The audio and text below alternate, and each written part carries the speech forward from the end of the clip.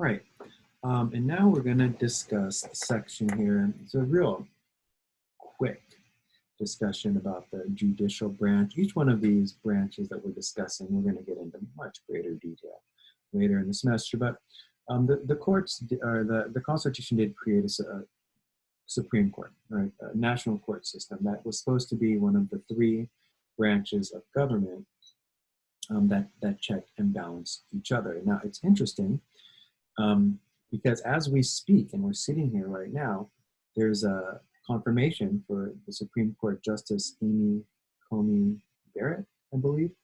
And I'm not watching that. I'm not interested.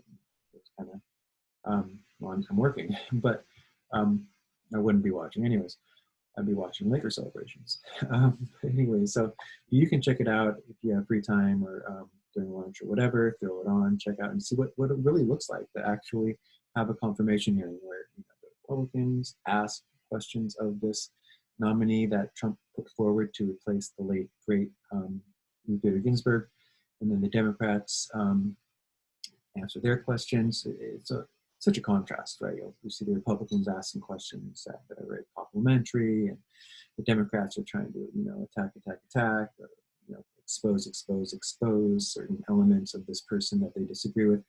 And it's always like this. So, if the roles were reversed and the Democrat being confirmed, the Republicans would be attacking, the Democrats would be complimenting. It just shows the extreme partisan nature of Washington, D.C. at this exact moment we're living through.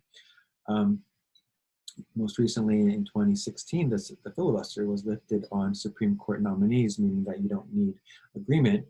Presidents don't seem to have to nominate someone that is going to be able to draw some votes from the other side. Instead, they now seem to be able to just get picks through if you have the 50 votes plus the vice president.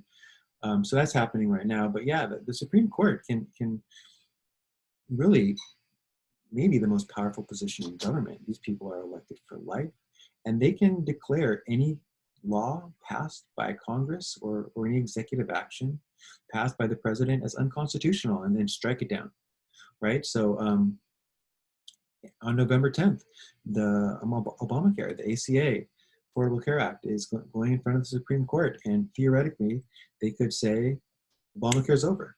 Like that. It's up to them. Even though Congress passed the law and the president signed the law, the Supreme Court can erase it all with a single vote, which would impact you guys, because then no longer will you be covered on your parents' insurance till you're 25. So all of these things are influential, not just to some random people and some the laws of the land. These are things that oftentimes impact individual humans. So you want to pay attention. This is one of the consequences of elections, right? President Trump has chosen now 3 Supreme Court justices in the last 4 years. That's a lot. And it will be, his impact will be felt until these people retire, which could be 30, 40 years from now.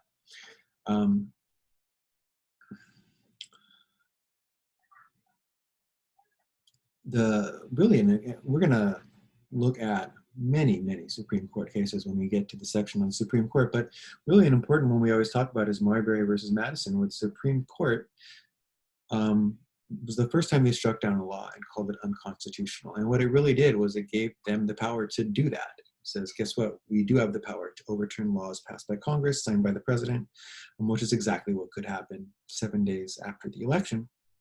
With Obamacare, it could be gone forever. So very, very important, influential group of people, the Supreme Court. Jobs for life. They can change laws, strike down laws. Well, not change laws, but they can strike down laws that both Congress and the president have agreed upon. And it, of course, goes both ways.